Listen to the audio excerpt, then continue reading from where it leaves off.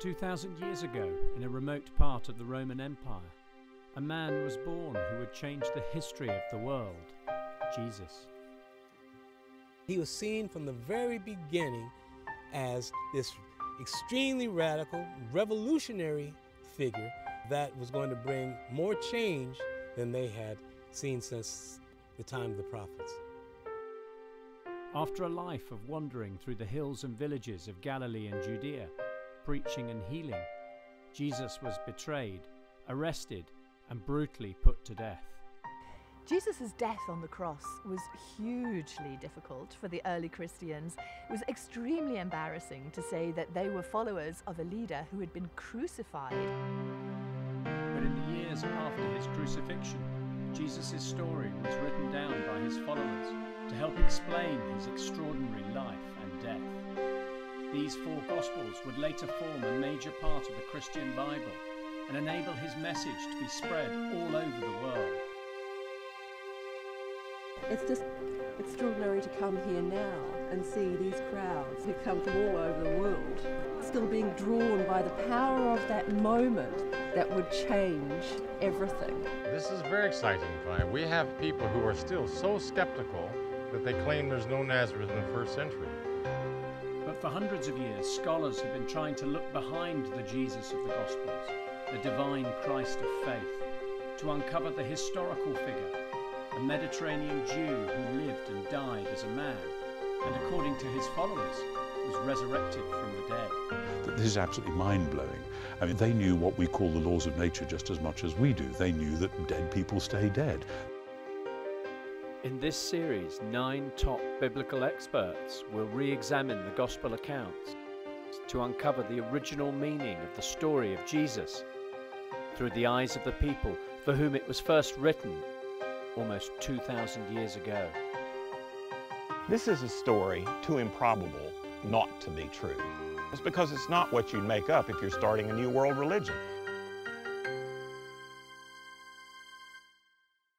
According to the Gospels, it was only after his temptation and John the Baptist's execution by Herod Antipas that Jesus began his own ministry. He started wandering the villages and towns of Galilee, preaching his message to the people. He also gathered around him a group of followers, his disciples. He recruited them from among the ordinary people of Galilee, fishermen, farmers, workers, even tax collectors. Some were also women. Jesus also performed a series of acts that form one of the most contentious aspects of his life, a set of miraculous deeds that are still hotly debated today. Were these miracles actual historical events or just symbolic, figurative acts? Any modern person in a scientific world is going to ask, are these miracles legit? Or are they rather really a case of early Christian myth-making, that early Christians admired and revered Jesus so much that eventually the stories about Jesus became magnified and he became this worker of great deeds? Well, your opinion on the question of whether miracles did happen or not is really a religious question. Either you believe that such things are possible, or you say, no, we know better, these aren't the kinds of things that happen, and you discredit them. Dr. Greg Carey is an expert in the New Testament. He believes that Jesus' miracles do have a basis in historical fact and were widely believed by the people at the time.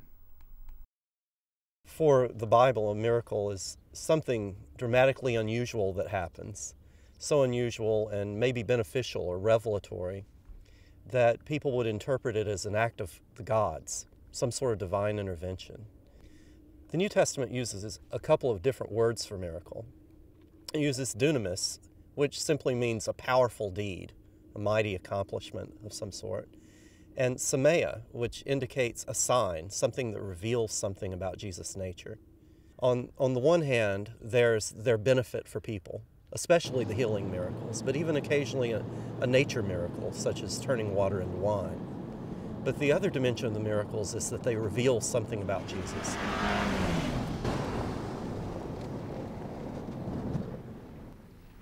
On the third day there was a wedding at Cana in Galilee, and the mother of Jesus was there. Jesus also was invited to the wedding with his disciples. We are on a hill with ruins of an ancient site. It's called by the Arabs Khirbet Ghana. And that's a very similar name to Cana. Cana from the New Testament, the place of the miracle of transferring the water to wine. And that's why it was identified by some scholars as the place of the miracle. According to the Gospel account of this famous miracle, a huge wedding party is suddenly disrupted by the wine running out, and Jesus is asked by his mother to help out. People gathered from the nearby villages. Nazareth is just 4 miles away from here, as crow flies. And people gathered from villages. This is why you have to do it for a few days, because people are coming from far away. And what reflects from the story in the Bible is simple life. So suddenly the wine is finished. The key part of the story occurs when Jesus tells the servants to fill 6 stone water jars with water, and then to draw some off and take it to the master of the feast. When the master of the feast tasted the water, now become wine, and did not know where it came from, though the servants who had drawn the water knew. The Gospel of John, though, concludes the story not just by saying, oh, everyone says, wow, this is an amazing miracle, but by saying this was the first of Jesus' signs. And that the Gospel of John is trying to say is that Jesus has the power to bring vitality and abundance, that living water will flow within them because of Jesus. That alludes to biblical prophecies that wine would flow down the hills of Israel like water. So there's a suggestion that Jesus is the one who brings life. That's a part of this miracle. At the site of Khirbet Ghana, archaeologists have found a cave that they believe was used by early Christian pilgrims who wanted to reenact the famous miracle of turning water into wine and somehow share in its life-giving benefits. This was probably, the beginning was a natural cave. But then when Christians identified this place, they took this cave and changed it, transferred it into a sacred place. What they did here is only some kind of a demonstration of the miracle itself, or to bring people in to see the exact place where the miracle really happened. So they would have reenacted in some sort of ritual way the miracle, you think? I assume so. This is a great example of what pilgrims are doing when they're coming to a holy site. The miracle stories are an essential part of how the Gospels present Jesus and how early Christians understood Jesus. It's the case in the modern world that many people like to think of Jesus as a great moral teacher. But for the early Christians, it was just as important that Jesus could bring wholeness and wellness to people. The healings, for example, don't simply restore people to health, but they also restore people to their full place in society. They're no longer marginalized by their disability or by their uncleanness. The second reason these stories are essential, though, is that they're all revelatory. He's the bringer of life and the bringer of vitality, but the miracles often are interpreted in terms of stories from Israel's past, or interpreted in terms of the great deeds that God has performed with Israel. The theme of abundance occurs throughout Jesus' miracles. The Gospels record 2 instances where he intervenes to create a miraculous catch of fish. The first occurs very early in his ministry, when Jesus is calling his first disciples. He tells some fishermen that if they go out into the deep water and cast their nets, they will land a huge catch of fish, so much so that it will fill their boats. Now, the catch of fish is interesting because, of course, this is people's livelihood. It's a story that suggests not only that Peter and then James and John will be followers of Jesus, but also that their work will be effective and abundant in its success. Greg Carey believes that because of a modern distrust of miraculous events, many historians have downplayed the importance of miracles in Jesus' life story. It used to be that scholars would rationalize the miracle stories of Jesus. For example, one scholar famously suggested that the story of Jesus walking on water involved an illusion, that Jesus was actually walking in a very shallow place, and the disciples just thought he was walking on water. And I think the reason that scholars interpreted miracles that way, of course being modern people, rationalistic, being of a scientific age, is that they tended to regard ancient people as superstitious or naive. But the reality is that ancient people were suspicious of miracle stories themselves, and they knew when something truly unusual was happening. So chances are that what we really have with the stories of Jesus is that in his own time and place, he did have a reputation as a miracle worker. Miracles were a regular part of life for first-century Jews. The Old Testament, the Hebrew Bible, is full of miraculous deeds that people would have been very familiar with during Jesus' lifetime. Every revolution in religion has to look like a natural continuity. That's the way to do it. So that's why it was very important to present Jesus as one of the prophets. And if you look at the stories of Moses, for instance, Moses crosses the Sea of Reeds. Of course, Jesus doesn't have to split the waters. He can walk upon the water. That's one example. You have also stories about, of course, bringing people back to life. Elijah does it, Elisha does it, so of course Jesus will do the same thing. There are contemporary historical accounts from Jewish sources of several rabbis who wandered the land performing miraculous deeds. One of the most famous was called Honi the Circle Drawer. His grave is still a shrine for Orthodox Jews today. You know, in this area we never have enough rain. And a year after year you have a drought in this area. And Honi was the guy who could force God, you know, to give us some rain. He drew a circle, stood within it, and told God that he would never leave this circle until God let some rain fall. And indeed, God listened to him.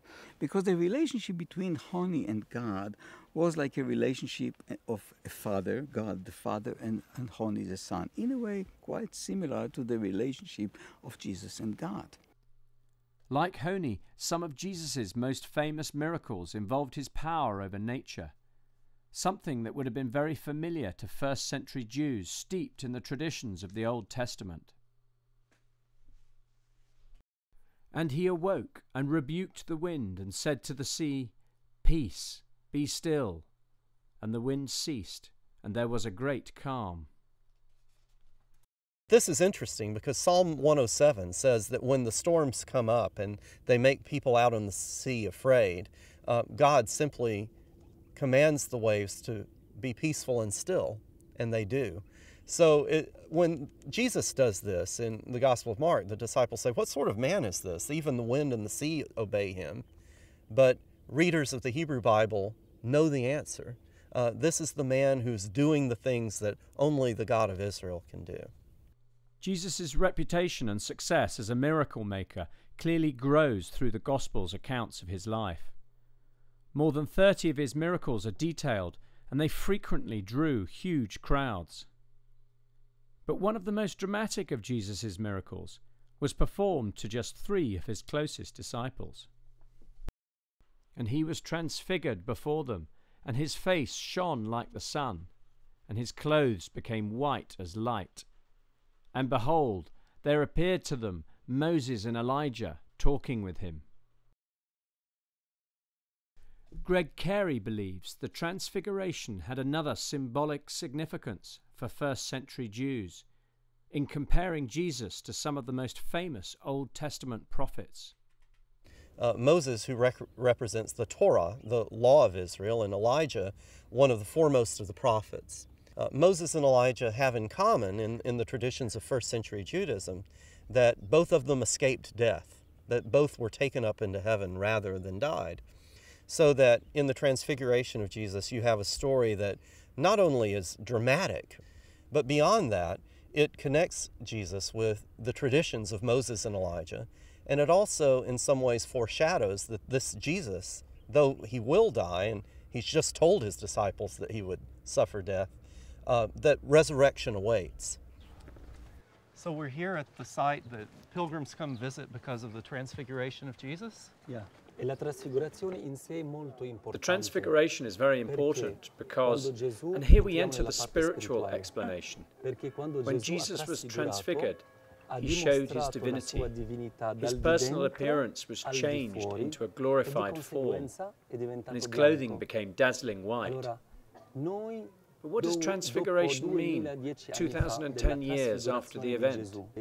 What is its meaning for us? St. Paul said, faith without works is dead. Jesus' transfiguration was first of all a vision before his death and resurrection in Jerusalem, but also a message for us to change our lives, transform ourselves, because faith without works is dead. Live with complete faith, but faith has to be accompanied with everyday works.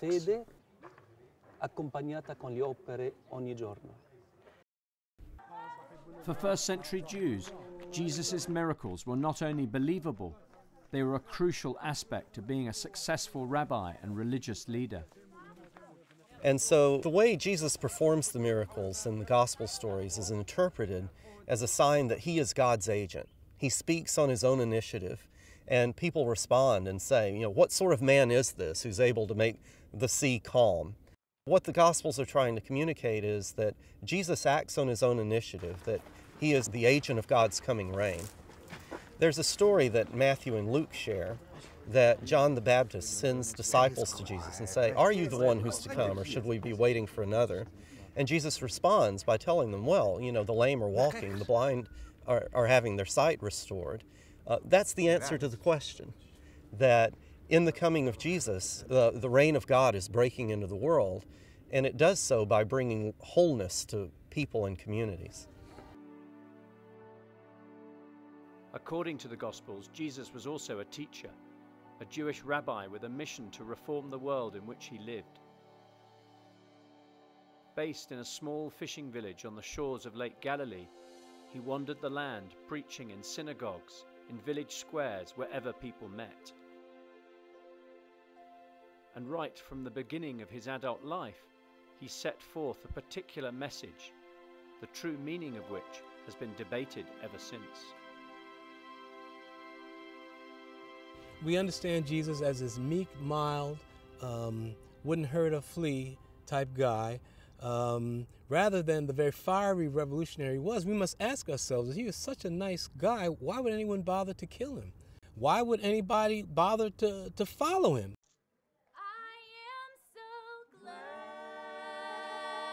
Aubrey Hendricks is an expert in the teachings of Jesus and is convinced that after Christianity was adopted by the Roman Empire in the 4th century under the Emperor Constantine, Jesus' revolutionary message was watered down to suit its new patron. Jesus is understood through the prism of post-Constantinian Christianity. Remember, Constantine was the Roman emperor, and he declared himself the 13th apostle appointed by God, which meant that he could decide what was orthodoxy and what was not. And he understood Jesus' teaching from the perspective of those above. Jesus preached to the oppressed. With Constantine, the religion was turned on its head. It went from being the faith of the oppressed to the religion of the oppressor. And since that time, that's how Jesus' message has been understood and softened. The revolutionary nature of it has been softened. To understand the true nature of Jesus' teachings, Aubrey Hendricks believes that we must examine the original gospel accounts through the eyes of the first century audience for whom they were originally written.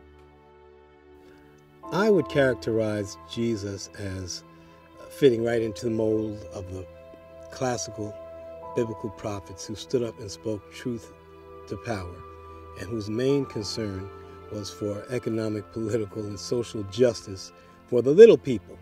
We see that throughout his ministry. We see that at the beginning of his ministry. He stands up and makes this very radical, revolutionary statement.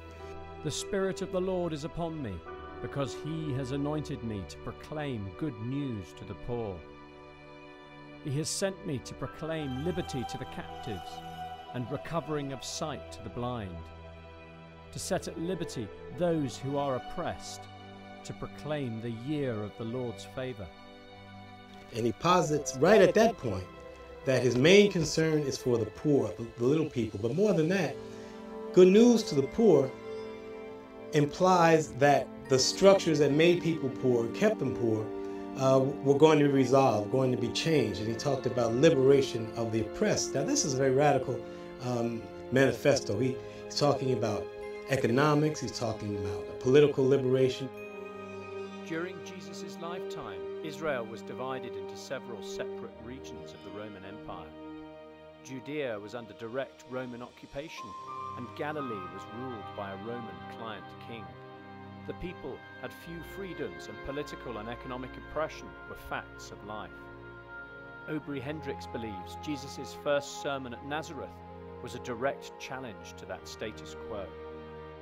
I mean, at first folks said, boy, we really like what he's saying here. This sounds great. But then they realized, well, wait a minute.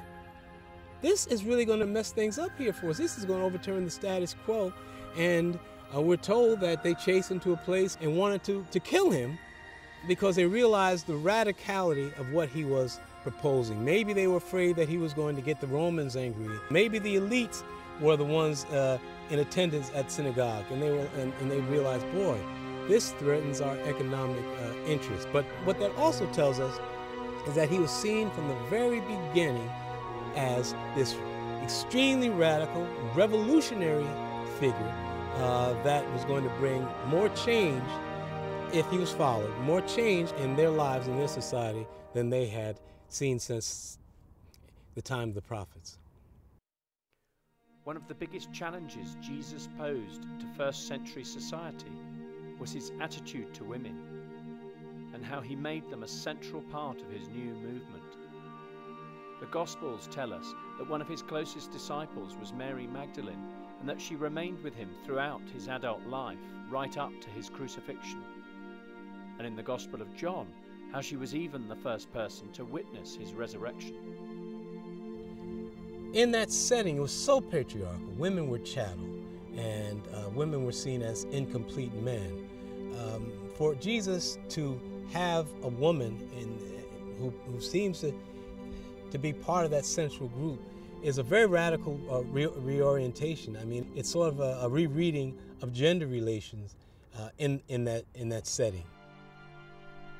According to the Gospels, Mary Magdalene was from Migdal, a city on the shores of Lake Galilee. 2 years ago, during construction work for a new hotel, archaeologists made an amazing discovery. It was in August, and it's very hot, warm, and humid here. So we started to excavate. The earth is very strong and heavy and dry. We started to work there, and just underneath, 20 centimeters underneath the surface, we found this synagogue. The Israeli archaeological team had discovered a first-century synagogue from the time of Jesus, and its remote location suggested it belonged to a marginalized community. For us it's very important because it's located at the edge of the city. It's not a very big one. As if I told you before that Magdala in this period was large city, okay, large so there might have village. Been other larger ones? Maybe there were more synagogues here, but in the city. But yes. This one that we excavated is located at the edge, at the very edge, okay? And it's quite small. I think 100 or 150 people you can put together in this building. So in a town of 40,000. Yeah, in a town of 40,000 population. Okay. So what we think is this synagogue is concentrated for a special community, very special community, very special leader who built it. It's possible, maybe even probable, that Jesus visited this synagogue, being that it makes quite a bit of sense that he would have spent time in the largest city in this area, and actually got one of his disciples, Mary Magdalene, from this village. So he would have sat on one of these stones and participated in the worship with his community. I'd call Jesus a revolutionary, absolutely, because he did what revolutionaries do. He challenged the structures of power. What he was talking about was a reorientation of social, political, and economic relationships. He talked about turning it upside down so that that everyone has enough to eat. Everyone has patrimony. No one is beaten down by classism and elitism and marginalized and looked down upon. No one's starving. In order to spread his message among the peoples of Galilee and Judea, Aubrey Hendricks believes that Jesus adopted a deliberate political strategy to confront those in power, both the Roman overseers and the Jewish priestly authorities based at the temple in Jerusalem. Can you imagine how empowering that was to the Galilean peasants who did not feel empowered, who felt like little people, and they saw one of them with his Galilean slurring of Aramaic and Hebrew, which, we'd call it sort of a country accent. He stands up to these erudite, sophisticated priests, and he tells them off, and then he indicts them just like the prophet that he was. You can't get much more revolutionary than that. One of the key methods used by Jesus in his ministry was the parable, an ancient form of teaching very familiar to first-century Jews. A parable is a simple story that conveys a deeper message. They formed about a third of Jesus' recorded teachings and were full of images drawn from the rural Galilean world in which he lived. He would tell a familiar story, take a familiar situation, whether it's about plants growing, harvesting, something that people were familiar with, laboring in the fields. In telling that story, he'd weave in a larger truth, or he'd tell it in a way that would bring to their consciousness some aspect of their experience that they hadn't really focused on. And so we're told in Matthew 20, the parable of the workers in the vineyard. For the kingdom of heaven is like a master of a house who went out early in the morning to hire labourers for his vineyard. Aubrey Hendricks believes this parable relates how some workers were exploited by an arrogant vineyard owner who decided how much they should be paid. The story ends with Jesus suggesting that in the kingdom of heaven, this would change. By the end of the parable, they've seen the injustice of the whole situation, the derisive, haughty attitudes of these upper-class elites, which again they probably just took for granted. And at the end, it ends up by saying, but the first will be the last, and the last will be the first. And we see this reversal motif framing the parable, which essentially is telling them, look, the kingdom of God is such as this. We change the way that we interact with each other. With what we accept, we change the configuration of power and authority and poverty and wealth, and it'll be such that this will not go on. This will change. It'll all be turned on its head. And he lifted up his eyes on his disciples and said, Blessed are you who are poor, for yours is the kingdom of God. Blessed are you who are hungry now, for you shall be satisfied. Blessed are you who weep now, for you shall laugh.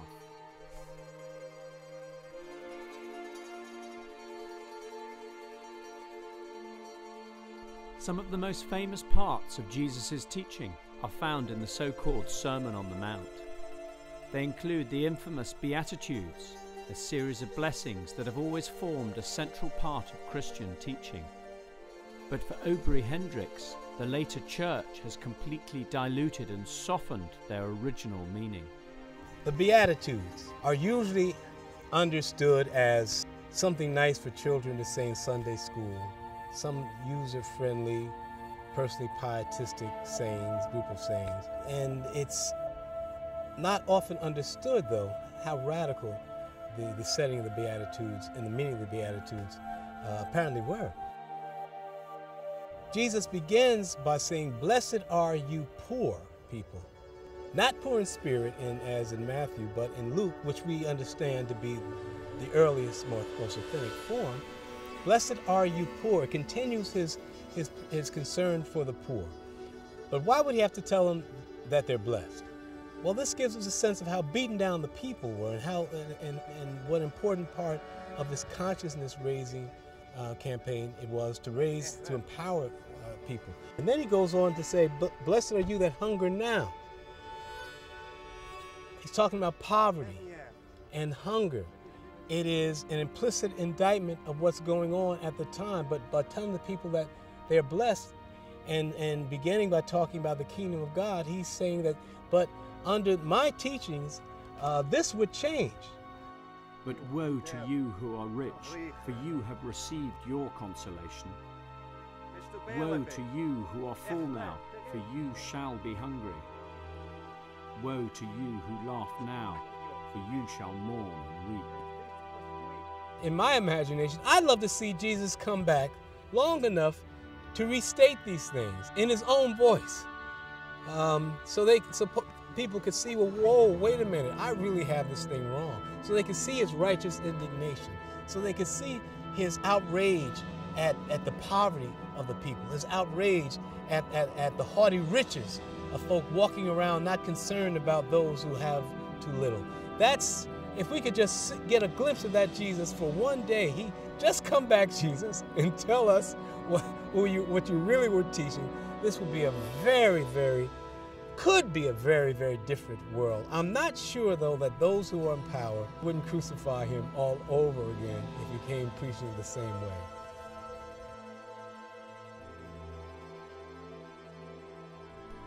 The Gospels tell us that Jesus continued to preach his revolutionary message all over Galilee, and that his movement grew as he travelled from village to village.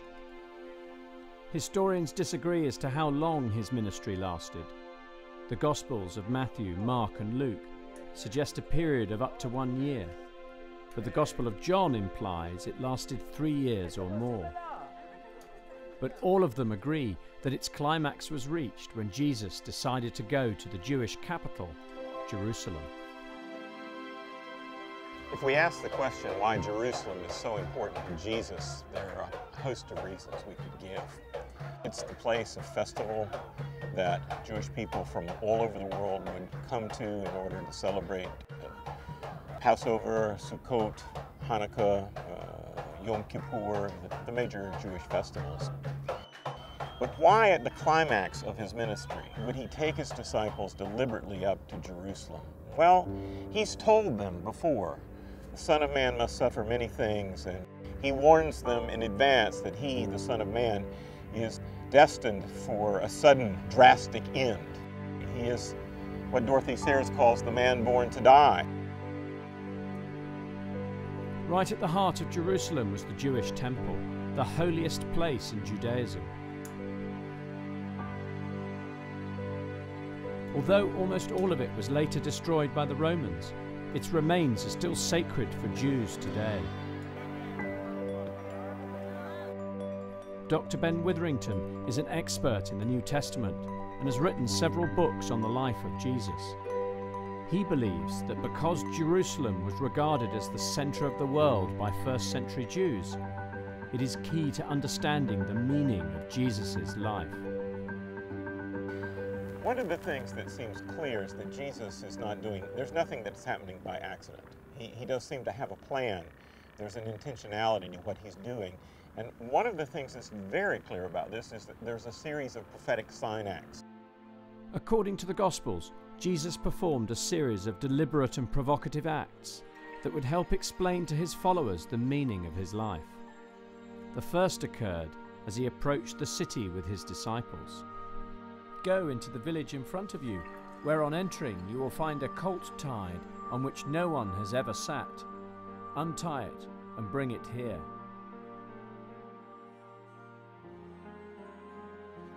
This is the only place in the Gospels where he elevates himself above the crowd. He sits on a donkey, he rides into town, in the middle of them already singing the hallelujahs and hosannas. And right at the beginning again, that they see this as a royal gesture about the King of Peace coming into his city to bring peace to the city of Jerusalem, to return the land to its original owners, because Judea is an occupied province. It's run by Rome directly. First-century Jews would have known that this act of entering Jerusalem on a donkey referred to an Old Testament prophecy about a Jewish Messiah coming to free Israel from its current misery, a concept that was absolutely central to Jewish thinking at the time. At that time, you had a lot of groups who weren't quite satisfied with what was going on at the temple. A lot of groups who weren't happy with the Roman rule. And those people were looking forward to the Anointed One and started talking about the Anointed One. This is the one that we really believe will come and do the job right. And so it was one of the hot potatoes that was being passed around, defining exactly who this Messiah should be and who he will be. Jesus next entered the holiest place for Jews, the temple. Ben Witherington believes the gospel writers saw what Jesus did there as prophesying God's coming judgment on the corrupt temple leadership. And he entered the temple and began to drive out those who sold, saying to them, "It is written, my Father's house shall be a house of prayer, but you have made it a den of robbers." And Jesus sees this as a violation of the presence of God in the midst of God's people. So this is a warning, if you will, that the temple of Herod is the temple of doom and it's going down for the count. What we really have here is a foreshadowing of judgment that's going to fall on the whole temple mechanism altogether. At the very time the first Gospels were being written, just 40 years after Jesus' death, when the temple was destroyed by the Romans, this prophecy appeared to be fulfilled. According to the Gospels, over the next few days, Jesus continued to visit the temple, teaching and debating in the courtyards, in full view of the temple authorities, who were becoming increasingly anxious about his presence.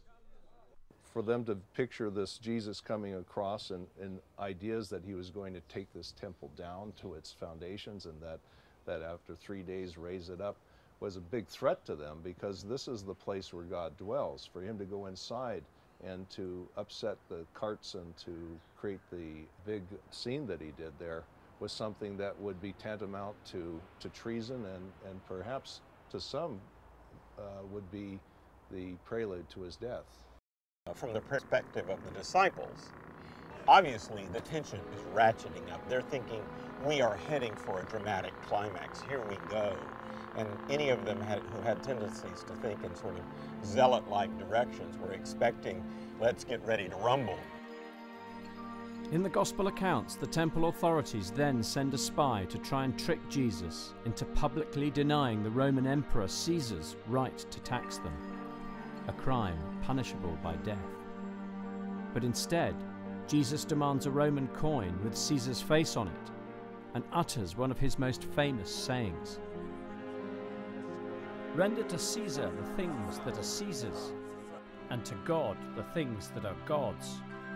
And they marveled at him. Now this is a tremendously ironic saying, because of course, from the biblical point of view, everything is God's. The earth is the Lord's and the fullness thereof. So thinking that God has a sphere and Caesar has a sphere and they're sort of neatly divided or separatable is laughable. And anybody who heard this saying would know that this is a riddle, a deliberate riddle.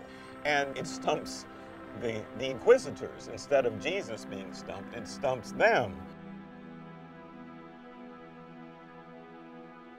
To fully understand what Jesus was doing in Jerusalem, Ben Witherington believes that we need to examine an event earlier in his life, before he came to the city, when he revealed who he was to his disciples in secret.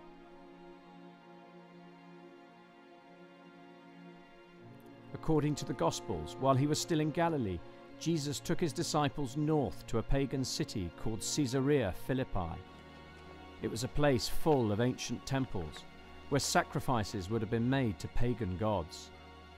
It was also a centre for the newly created emperor cult, in which the Roman Emperor Augustus was worshipped as a son of the gods. And then Jesus looks directly at the disciples and says, "But who do you say that I am?"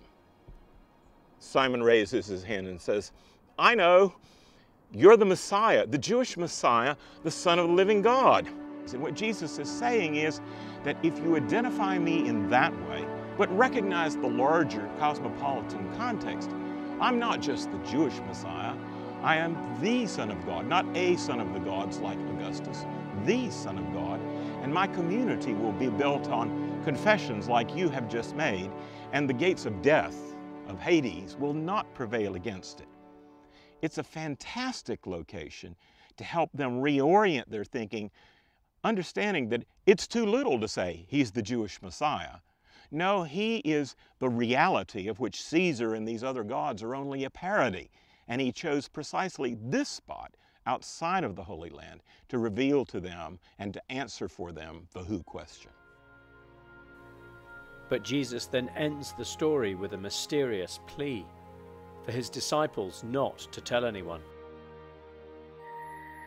Jesus wants to reveal himself on his own terms. And there were lots of pre-existing expectations about what a son of David or a messianic figure would look like. He wants to fill that category with his own content, on his own terms. He doesn't want his story resolved prematurely before he's able to conclude it in the way he thinks God wants it concluded. But more importantly, what we've got here that sets up that last week is Jesus not only answers the who question for the disciples, he forewarns them that as Son of Man, he must face execution at the hands of those who ought to most appreciate him, the Jewish authorities. The only other time before his trial and death when Jesus' messianic identity was revealed publicly was in Jerusalem when he cured a blind man. As he passed by, he saw a man blind from birth. And his disciples asked him, "Rabbi, who sinned, this man or his parents, that he was born blind?" The healing took place near Siloam, a ritual pool just outside the city's southern gate. Historians had argued for centuries as to its exact location, until 5 years ago when some routine work on a sewer pipe revealed the ancient pool. Israeli archaeologist Professor Ronnie Reich has been excavating it ever since. So we're coming down into the edge of the pool here. Yeah. And what have we got here? We are exactly at the southern edge of the city of David, which is part of Jerusalem, outside that hill, the Inlet European Valley, which is in fact also the lowest place in Jerusalem. Having said these things, he spat on the ground and made mud with the saliva. Then he anointed the man's eyes with the mud and said to him, "Go wash in the pool of Siloam." So let's ask the biblical question. Why did Jesus send this man to the pool of Siloam?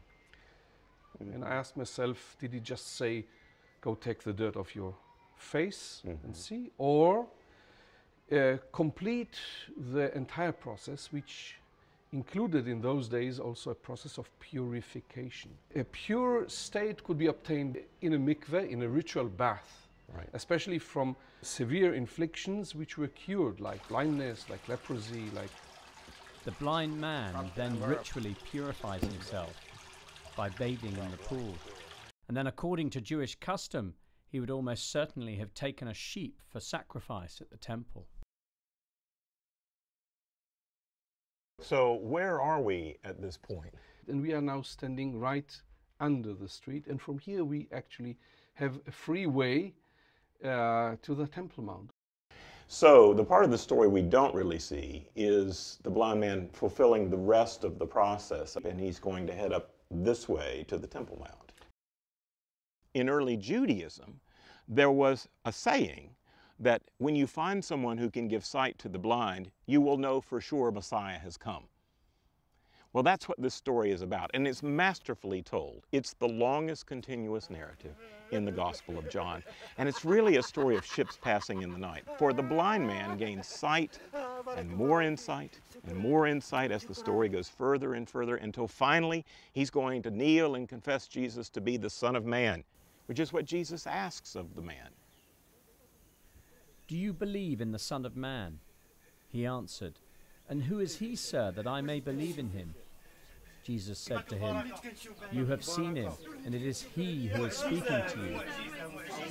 It's the only place in the Gospels Jesus is confessed to be the Son of Man.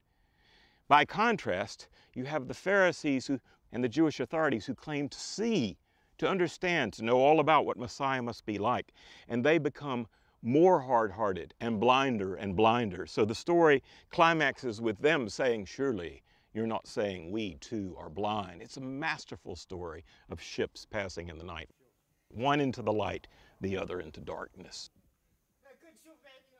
But this action of giving sight is many times used as a metaphor. Spiritual blindness, or I mean, people don't see what is just with open eyes, with seeing eyes, what is happening just in front of them, right? And an explanation opens their eyes, not a medical healing. This story then is not just an ordinary miracle, yet another of one of the many healings of the great physician Jesus. Now, this is a story that presages the end of the story. It's a story that reveals the messianic character of Jesus. For who can give sight to the blind but God himself? Jesus was now established as a rabbi who could perform miracles and exorcisms. After John the Baptist's death, he had formed his own small movement and been revealed to his closest disciples as the Son of God. He had begun spreading his revolutionary message throughout Galilee, and when he brought it to Jerusalem, he came into conflict with the ruling powers in the temple. In the next part, we will see how the gospel story of Jesus reached its culmination in the founding events of Christianity, his arrest, trial, crucifixion, and resurrection. The Roman soldiers were professional killers, and especially they were good at killing people who were rebel leaders, which is how they saw Jesus. It's almost a kangaroo court in which all the normal laws of legal proceedings are completely thrown out of the window. This required a lot of explanation. Crucified Messiah would have been seen as a contradiction in terms. This was torture, and we refused to take it seriously.